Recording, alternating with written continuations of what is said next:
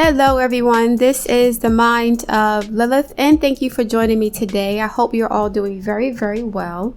I wanted to discuss Eva filing for divorce from her husband Michael Sterling, her husband of 5 years, and I'm not surprised about this at all because the first time I saw those two together, my inner voice said no.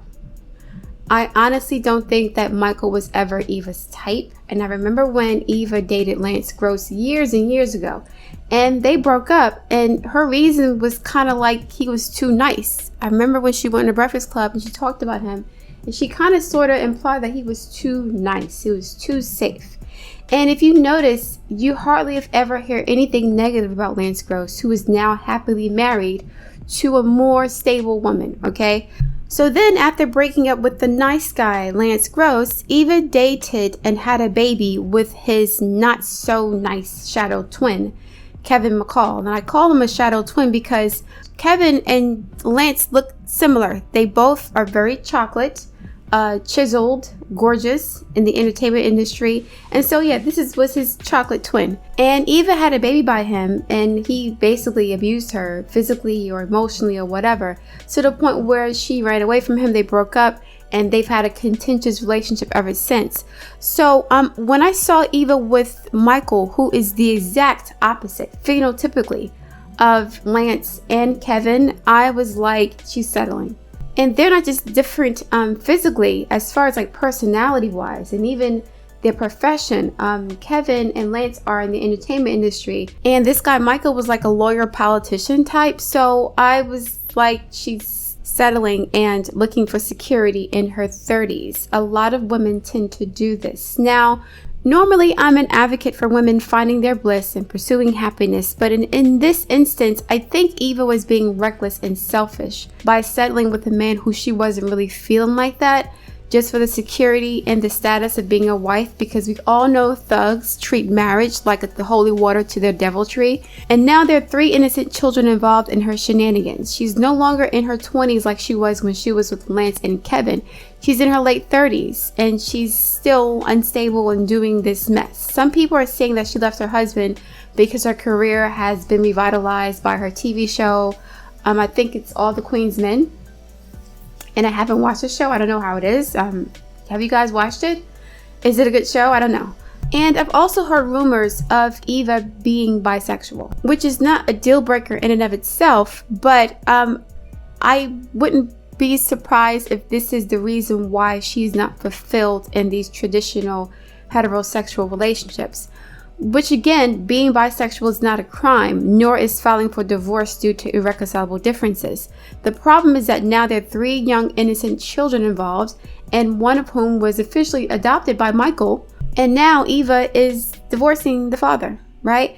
This instability isn't good for the kids. You know, I'm not saying that Eva didn't want to make it work with her husband, Michael. I'm not saying that at all. I don't think that she had bad intentions by Michael. I think that she honestly thought that this is what she was supposed to do in her 30s. Find someone safe and stable to settle down with. But marriage is forever. So it is very difficult to stay married to somebody you don't really have any chemistry or compatibility with. So I think that instead of getting married and, getting into all these relationships and having children, Eva should have gone into some therapy if she hasn't already. She may have. I'm speculating that she hasn't. I think she needs to think about why she's doing this in her relationships and why she's choosing the partners that she's choosing, because now there are children involved. If she had no children, I would say whatever, live your life. But now her children are being affected by her choices. So she has to make more mature decisions going forward, because again, her children's stability is being impacted by this. So the Manosphere complains about women choosing bad boys when they're young, only to try to find a good guy to save them in their later years. And this is not true all of the time, but I think in the case of Eva, this could be true. A few years ago, Sierra talked about her interest in Future and how she preferred a certain type of man.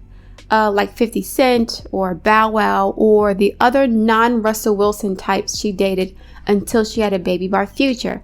Then apparently after she had her baby with Future, she found her common sense and stopped dating the bad boys who were only good for a thrill, not for stability. and certainly not for marriage. So while I do think Ciara loves her husband, I can see him, Russell, trying to fit the mold of her preference, which is like the edgy, disrespectful, nonchalant, hyper-masculine asshole who women swear their golden vaginas contain, which is hardly ever the case, as Ciara and Eva found out the hard way, okay? A lot of F-boys remain F-boys and players throughout their lives, the majority of their lives, and by the time they want to settle down, they usually end up with an entire airport full of baggage to deal with, like Future with his 8, 9, 10 children. So, while I think the Manosphere is correct about women like Eva, I'm not saying Ciara yet, but the jury's out on that one. Well, I think they're correct about women like Eva. They failed to mention that the same nerds and the good guys who get ignored in high school and college are the ones ignoring the nerdy good girls in high school and in college. For some reason, 4s and 5s of both genders feel entitled to 8s, 9s, and 10s. And I would consider Eva to be an 8 to 10. And when they don't get these rare and highly sought after, specimens of beauty, they become bitter, right? The 4s and the 5s become bitter, and they blame everyone else because they're not attracted to men or women on their level who look just like them. So yes, I can understand the frustration and the anger and the jealousy of so-called good men who never get the opportunity to use women for sex like his more attractive brethren. But the sword of inceldom cuts both ways. A lot of them don't want to date women who look like them. And the same can be said for women who complain about players, right? Of the good-looking brothers who have all the women after them.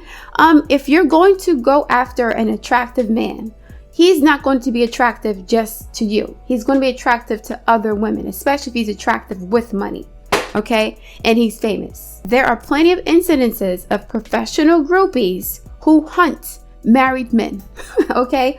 Who hunt men who have resources, who are famous, who are athletes, who are entertainers.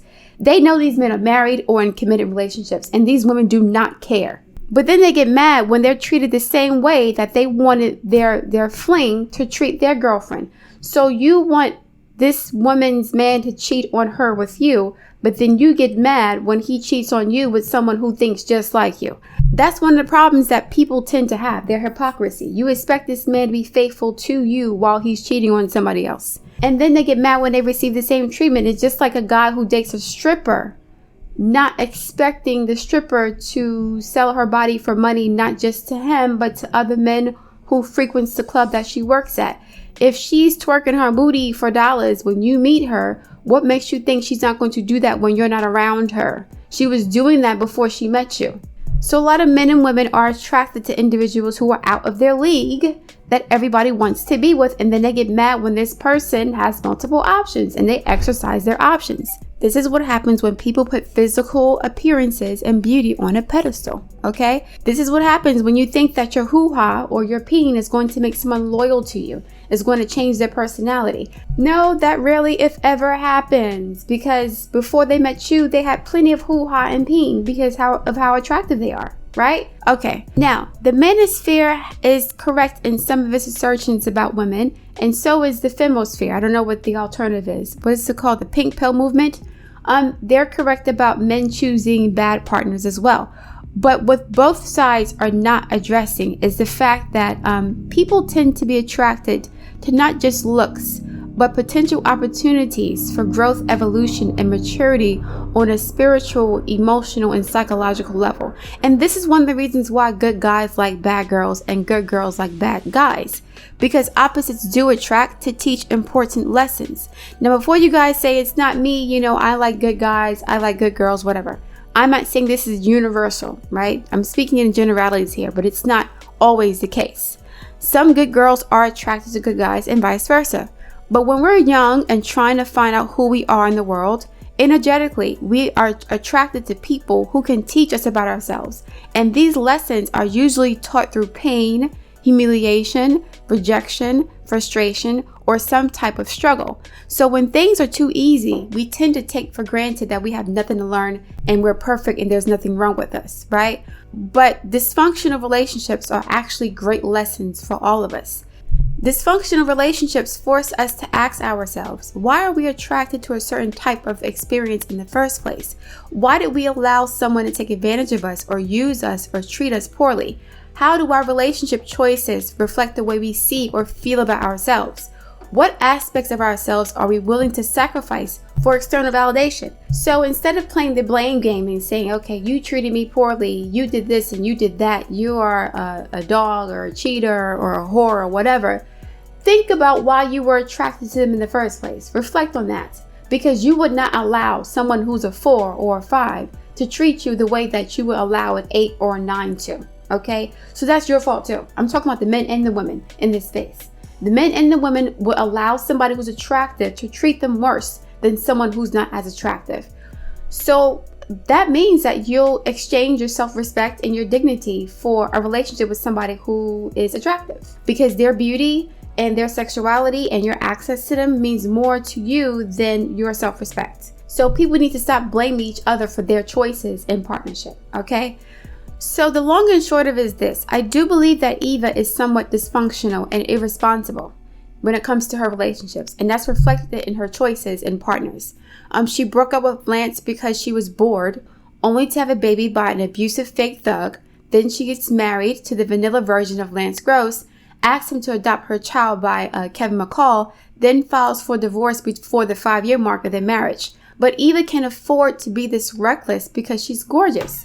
So she'll always have options to fall back on. But whose fault is that? Y'all can't hate beautiful men and women for having options when most of you want to date them. They don't stop being attractive just because you're mad at them, or just because they're an asshole, just because you're dating them, or just because you broke up with them. That means nothing. They're still going to be attractive to thousands of people, okay? The same way you ignored the red flags and the warnings about this person because of how attractive they are, the next person is going to ignore those red flags too because they want to be with the beautiful person. The truth of the matter is the dating market is lopsided because we have made it lopsided. We made it lopsided by deifying and worshiping people for their looks, which brings me to my next point, which is the passport bros. Also, man, don't go crazy, you know what I'm saying? These local countries, they have their own economy set up, you know what I'm saying? In some places, for instance, in the DR, you know, the average person pays between $100 and $200 a month for rent. You know what I'm saying? So if you, you know, papi dinero, you come down here, you know what I'm saying, and you spending, you know, $200-300 on a female in a day, man, you just blowing things way out of proportion. You know what I'm saying? You're messing up the economy, the local economy. So now the next guy comes down, these women are gonna expect way more than probably ever seen. I ain't gonna say deserve, you know what I'm saying? You can get what you can get out of life, you know what I'm saying? But, you know, if you're an American man and you're not having the success you want as far as dating, you come to a foreign country and you have a lot more opportunity and access, you start to go crazy, that kind of throws things off, man. It makes an imbalance, if you will, in the force in the system. You know what I'm saying? For instance, I posted a video about what's going on in Sosua, Dominican Republic. A lot of guys going down there, treating the place like a strip club, you know, disrespectful, loud, throwing money around. You're upsetting the imbalance of things, you know. I wasn't going down there in the 90s. I wasn't young enough, but I've heard stories of guys going down there, you know, having a nice time with a young lady for $50 or something, you know, for a couple of days. You try to offer that to a young lady now, man, she gonna laugh in your face. Why? Because the local economy, the structure of things has been thrown off. You know what I'm saying? A lot of you guys going down there, going over there, acting crazy, disrespecting the place, treating the place like it's Magic City or something, man. So you have to be careful. If you guys are going to these foreign countries and going down there wild and throwing money around, you are gonna upset things to the point where now the women in these countries are gonna start to turn into what you guys dislike about American women. They're gonna have attitudes. They're gonna want more money from you. So you guys a lot more from you than they usually did before, because why? You guys upset how the balance in the system. So be careful, man. Don't be going to these foreign countries. Of sexual exploitation, you know, guys get big, by splurging on beautiful women and bragging about it on the internet. Do that, you're gonna upset. So these women in Colombia and Brazil and the Dominican Republic, etc., they're taking the iPhones that the passport brothers are buying them, and they're watching TikTok and finding out that they can charge premium prices for their gorgeous hair, beautiful faces, tight bodies, and light skin. So last year, I stated that the Manosphere isn't upset about women being prostituted, pimped, and used for cheap sex. They don't care about that. They want that to happen. They're actually upset that they can no longer afford the privilege of using a woman's body to masturbate. Now that they have to pay more than $40 for a back page hookup, they're complaining about women not knowing their place, women not being pious and humble enough to allow themselves to be lowballed for sex with a sleazy, out of shape, socially deviant pervert.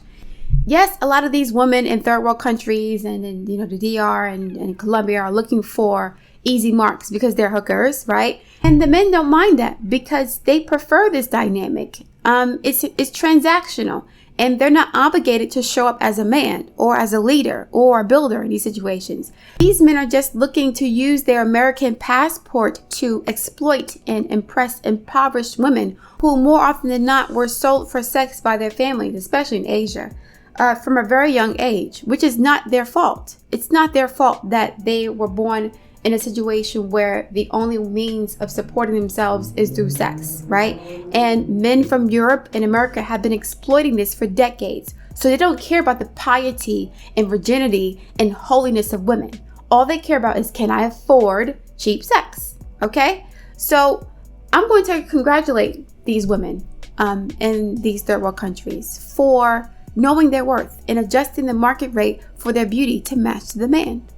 Because most men don't care about a woman's piety and sanctity and her purity and wholesomeness.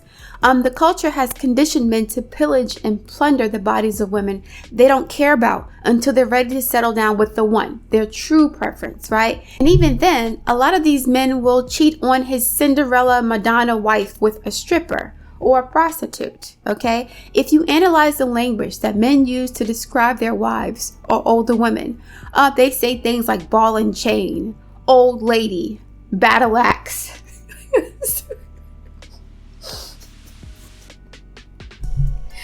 A battle axe is a crude and ugly weapon, but this is how they describe their wives.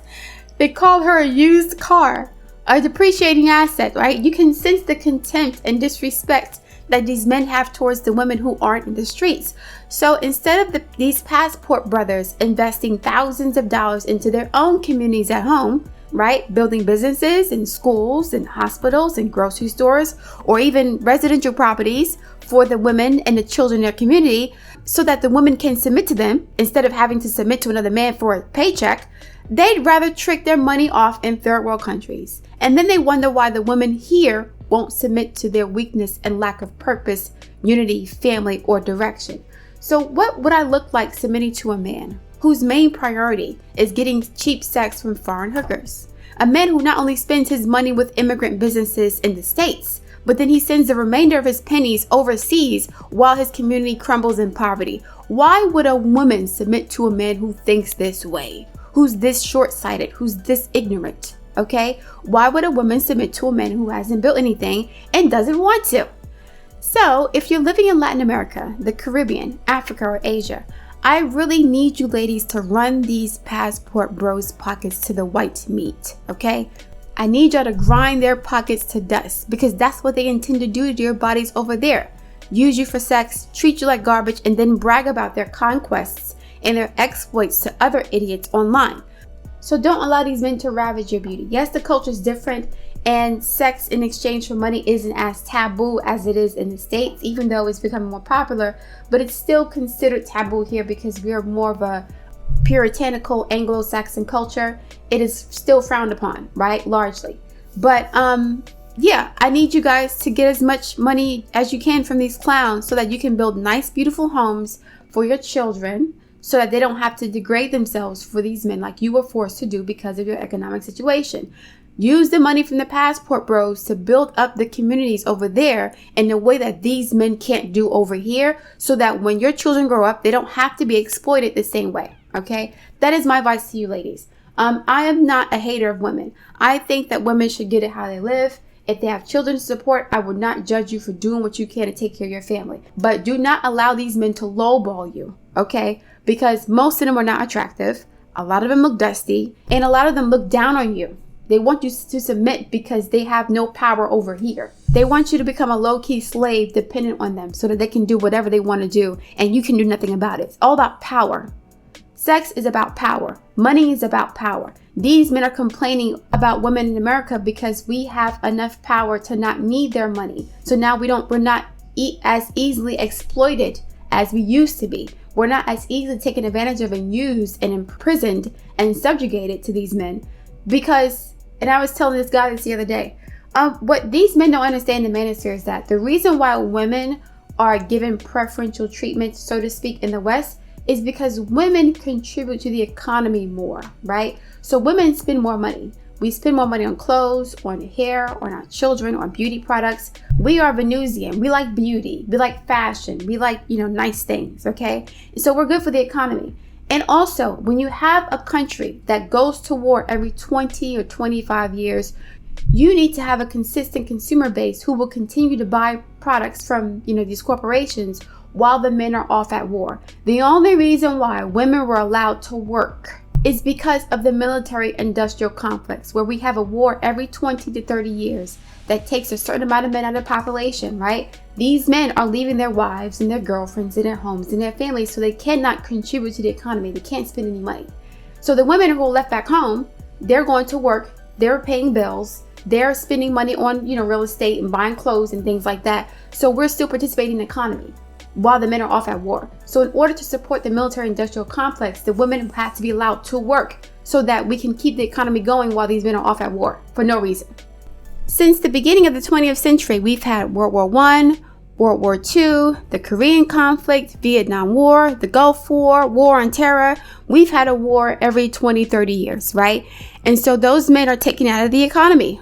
They're not buying groceries. They're not buying clothes. They're not buying cars. They're not purchasing homes. Well, they kind of are, but they're in the military. So their money is being taken out of the economy. Women, on the other hand, are more stable. Okay, we're the ones who want the nice houses and the nice cars and the children to take care of. So we are a more secure investment when it comes to the economy. That's why women are put on a pedestal in this country. It's not because the government hates men. No, the government has figured out that when you give women money, women spend money more. They spend money on their friends, on their girlfriends, on their parents, on their children, on themselves. We buy beauty products. We buy stuff for our hair. Like, we are actively participating in the economy in a way that men do not, just by design, right? That's kind of sort of why they want men to become more feminized in a sense of becoming metrosexual, because metrosexual men tend to spend money like women, right? They want to look nice. They buy a lot of clothes, nice car, get their hair done, nails done. They're more engaged with the economy. And this is also the reason why the Black community is given a lot of, I don't want to say preference, but we have a lot of power when it comes to marketing, media, and the optics of entertainment culture and politics. And it's not because we're Black and we're special. It's because per capita, Black people spend more money than any other demographic in the country. And why is that? Because we don't have our own economy. We don't have our own businesses. We don't have our own schools, our own stores, our own hospitals, our own banks, nothing. Everything has been outsourced to other communities, to immigrants, to whites, to whoever. So we don't control our own money. So of course the media is going to market to Black people, make sure Black people is happy, and make sure the political jargon focuses on Black people. Even though nothing is being done, they want to give us the illusion that they care about us so that we can continue to spend money and participate in their economy. Black people spend a lot of money in this country. Our culture has become consumerist and capitalistic. And that was one of the reasons why the government targeted the Black community for terrorism, is because we had an insular, a self-sustained economy. We did not need external support. And when you have an insular, self-sustained economy, you have a lot of power, because now you control the education, you control the healthcare, you control food production, you control banking, you control your whole world, basically. And so in exchange for protection from these terrorists that the government had deputized during Jim Crow, the government said, if you want us to protect you, you have to participate in this economy. We can't give you protection if you're going to create a system within this country that is antithetical to the capitalistic social order. So Black people were collectivists. We had a different ideology about money and community. And so the US government, the CIA, the FBI, whoever, they made sure that in order for us to be protected or to be considered a protected class through affirmative action and civil rights, that we were solely dependent on them financially, economically, socially, politically. Because if we weren't dependent on them, we would become too strong and too self-sufficient, right? And when you have a strong and self-sufficient people, you become a threat to the social order, especially if the government has a globalist agenda that wants to subjugate and enslave people to the central banking system. So what happened was a compromise was made, okay? If you want the mafia to protect you, the mafia has to have an incentive to do this. We're not going to protect you and you're an enemy of the state. We will only protect you if you assimilate into this social order, into the capitalistic system. If you weaken yourselves through integration, we will not protect you any other way. Because we see that leaving you guys alone and segregated is actually a bad idea for us. You guys are actually stronger when you're separated. And then you produce the likes of Malcolm X and Muhammad Ali, who was protesting the Vietnam War, which was a huge problem. You have Black leaders protesting the Vietnam War. So now you have a segregated demographic that is completely self-sufficient with its own schools, stores, hospitals, and whatever. And they're a threat to the military-industrial complex. To make matters worse, they're coming back with Vietnam to communities that are intact, understanding military science. They know how the military thinks. So now we need to break apart your communities under the guise of civil rights and assimilation and acceptance and all this other crap, so that you're not a threat to our agenda. And they have succeeded because Black people are now the most consumerist, capitalistic demographic in the country. Look at how they use our music. They use our music to promote capitalism. They use our culture to promote capitalism. Look at the entertainment industry in general. They create Black superstars. Michael Jordan was created. Yes, he's naturally talented, but he became a brand because he was backed by the organizations and the institutions that are part of this globalist agenda. The objective is to use Black body and to use Black talent to create a culture of capitalism. So now what's happening is that the music industry is using Black culture to foment this capitalistic entertainment industry in Asia. So let's use Black music, Black soundtracks, Black culture, Black imagery, whatever, to strengthen capitalistic ideals in other countries, especially in Asia, because Asia has the largest population.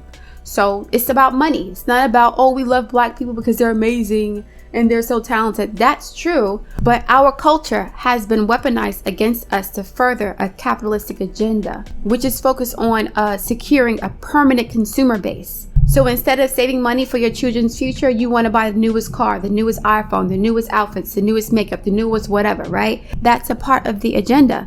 So I don't want the manosphere to get it twisted. Women are not put on a pedestal, so to speak, because we have boobies and we're pretty, whatever the case may be. No, we're put on a pedestal because we spend more money with the economy. And you guys have to go off to war for 20 years. And if you don't go to war, there's too many of you here and there aren't enough jobs for you guys.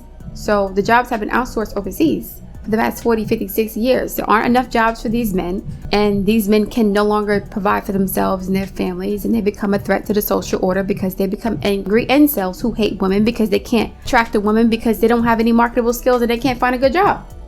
So they have to go off to the military, one or the other, right? And while they're in the military, their girlfriend or their wife is spending money. She's buying furniture for the home. She is, buying cars, taking care of the kids, buying food. She's still active in the economy while you're not. That's the game. So stop blaming women and stop blaming men for what the government is doing. That's the moral of the story. All right, guys, I'm gonna leave it there. I look forward to reading your comments. Please like, share, and subscribe, and I'll speak to you soon.